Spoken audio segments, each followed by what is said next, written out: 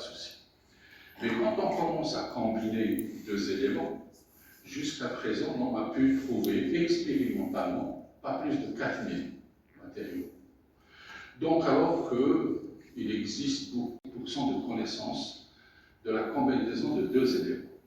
Quand on passe à trois éléments, là, ça devient de plus en plus compliqué. L'homme a pu synthétiser à peu près 8000, alors qu'en réalité, il y a au moins plus de 200 000 qui peuvent exister.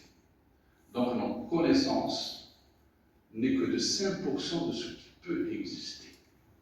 Et plus on va 4 éléments, parce que là, ça commence à devenir intéressant, l'homme n'a pu synthétiser que pas plus de 1000 matériaux. Et il y a au moins plus de 4 millions de matériaux qui peuvent exister. Donc, leur connaissance, donc plus on va vers la combinaison de plus d'éléments, plus nos connaissances sont limitées. Comment faut-il découvrir ces éléments qui existent, mais nous avons peu encore accès à ces éléments-là?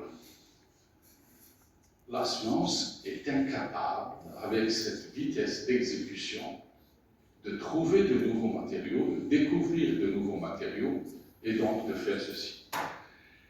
Et donc il faut organiser une conférence avec un ensemble de prix Nobel à Oran pour discuter la découverte de nouveaux matériaux.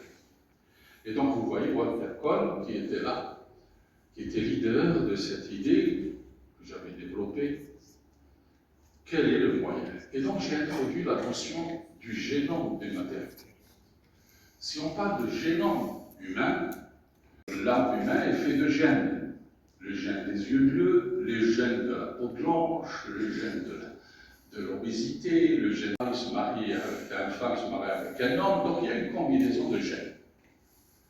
Donc ça veut dire que si nous connaissons tous les gènes, d'accord, nous pouvons maintenant manipuler les gènes, d'accord, pour produire ce qu'ils veulent.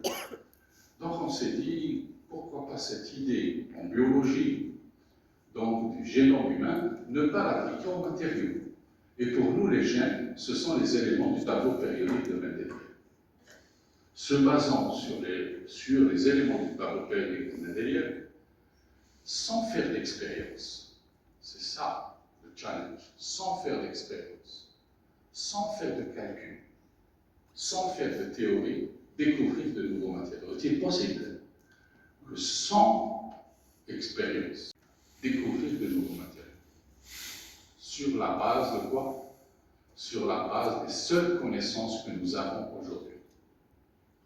Sur la base des seules connaissances des gènes, donc des éléments du tableau périodique de Mendeleïev, peut-on accélérer la découverte de nouveaux matériaux? C'était l'idée qui a été lancée en 2008. Et à cet effet, donc on a déposé le projet reporté donc à la NASA, c'est là où on met tout ce qu'il y a pour référence. On a créé une plateforme collaborative ensemble pour faire mûrir l'idée et développer l'idée.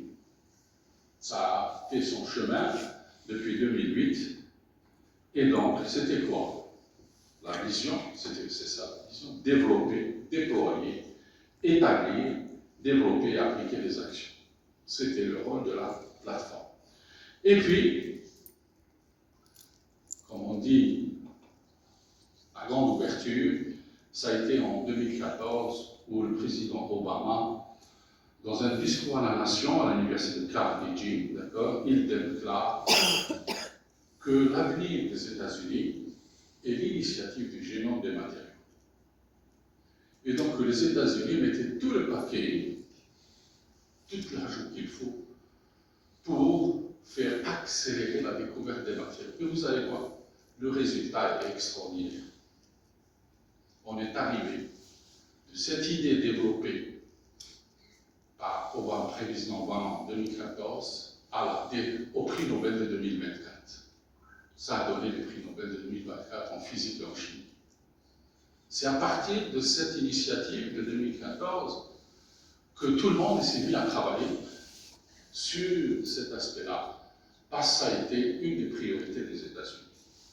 Et ensuite, voilà, dans son discours en 2011, d'accord, il dit, voilà, ce que we can do it faster. We can do it faster. nous avons un challenge, il faut aller rapide. Et puis, donc voilà, l'initiative, vous voyez, ça a été discuté. Et puis ensuite, c'est l'Union européenne qui emboîte le pas en 2014 et elle crée toute une infrastructure, un projet qui s'appelle M-Eramet, Materials Earth, où elle aussi déclare que le génome des matériaux est une priorité pour l'Europe aussi. Est une priorité pour l'Europe. Et donc, qu'est-ce que ça veut dire, donc, maintenant, ce génome des matériaux? C'est la naissance d'un quatrième paradigme. La naissance d'un quatrième paradigme qui est basé sur la donnée. La seule chose que nous allons utiliser pour découvrir de nouveaux matériaux, c'est les données qui existent sur les matériaux.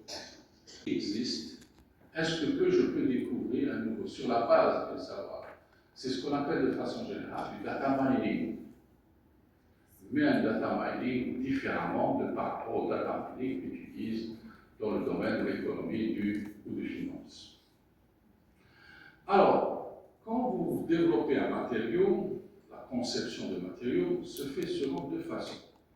Ce que nous appelons la ligne de production ou la ligne de résolution.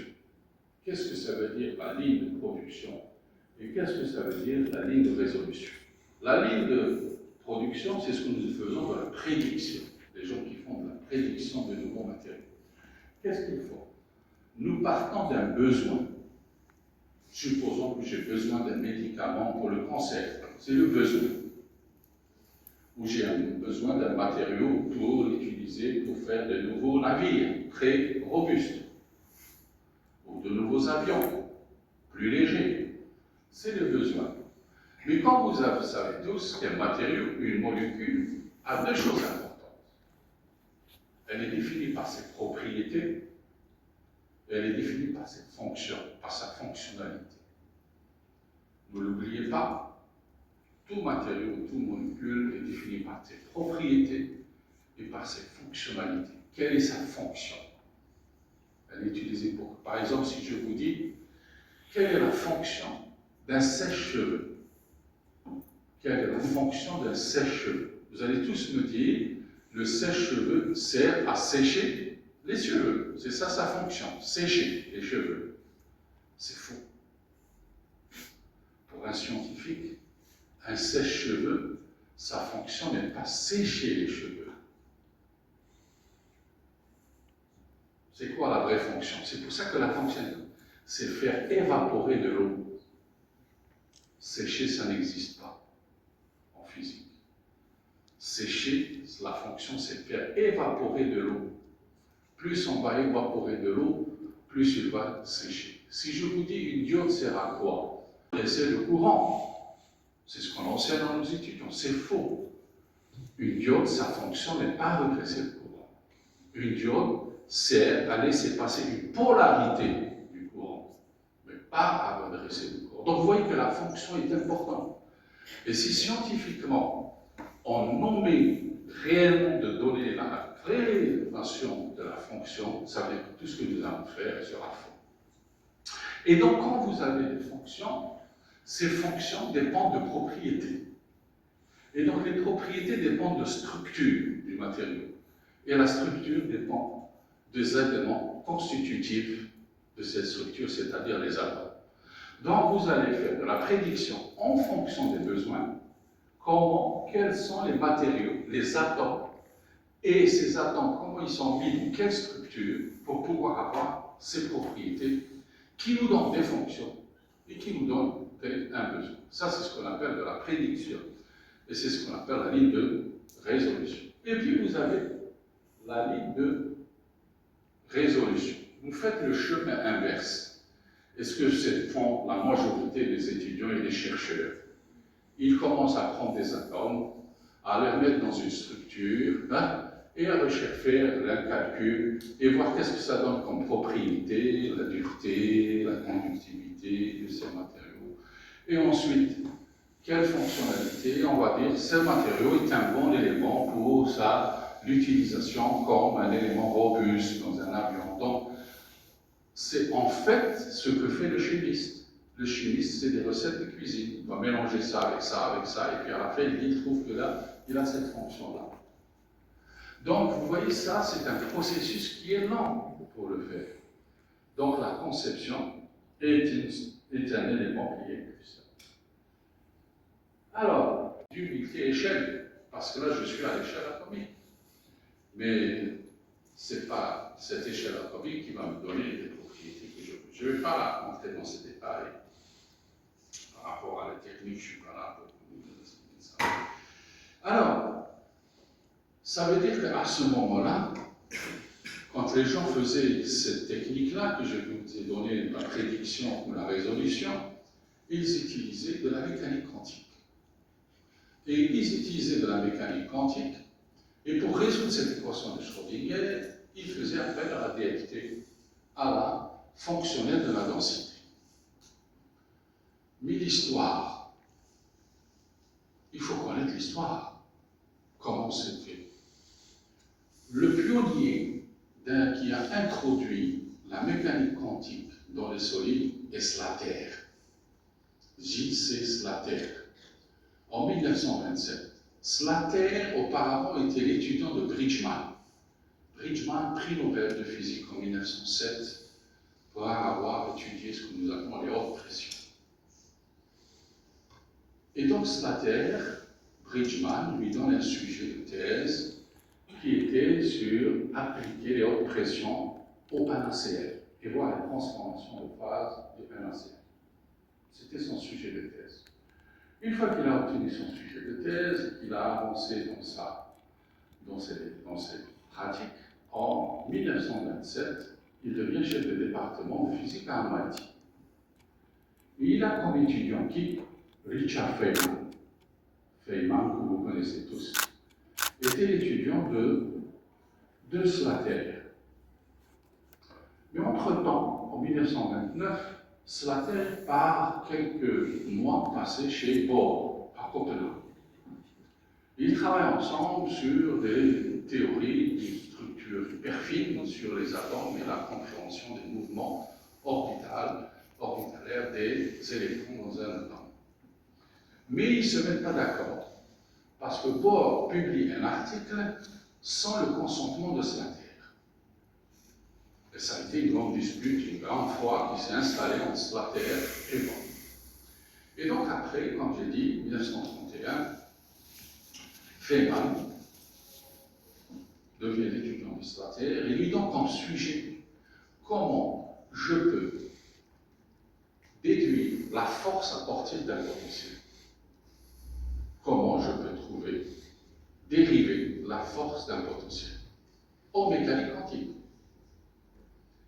Et Feynman, c'est ce qu'il va trouver. Mais quand il le trouve, il va publier, il trouve qu'un Allemand a publié la même chose que lui, sur la même thématique. Et c'est comme ça, à partir de ce jour, ce théorème qui vous donne la force à partir du potentiel, ça s'appelle le théorème d'Hellman-Feynman. Parce que tous les deux, sans se concerter, ont développé la même chose, d'accord? Et donc on appelle ça le théorème d'Hellman-Feynman. Et ensuite, ce sera dans le même MIT, avec un autre prix Nobel qui s'appelle Linus Pauling, en chimie. Parce que Linus Pauling a voulu appliquer la mécanique, nous sommes en 1927, a voulu appliquer la mécanique quantique aux liaisons. Comment je peux définir des liaisons chimiques à partir de la mécanique quantique. Comme vous le savez, Linus Pauling a eu 2 prix Nobel. Le prix Nobel de chimie et le prix Nobel de la paix. Et donc après Feynman, Slater a un autre étudiant.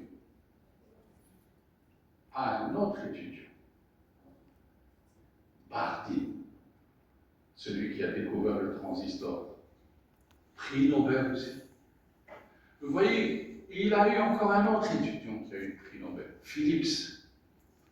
Slater a eu 3 prix Nobel qui étaient ses étudiants. Mais lui, il n'a jamais eu de prix Nobel. Et c'est lui le père de l'application de la mécanique quantique au solide. C'est une histoire extraordinaire. Parce que, comme quand vous lisez de la mécanique quantique, on ne fait jamais référence à Slater comme un fondateur de la mécanique quantique dans ce domaine-là. Donc, Kohn n'était à l'époque un étudiant de graduation de Slater. Donc, il s'est intéressé aussi à comment pouvoir développer la mécanique quantique au solide et résoudre l'équation de Schrödinger dans les solides. Voilà.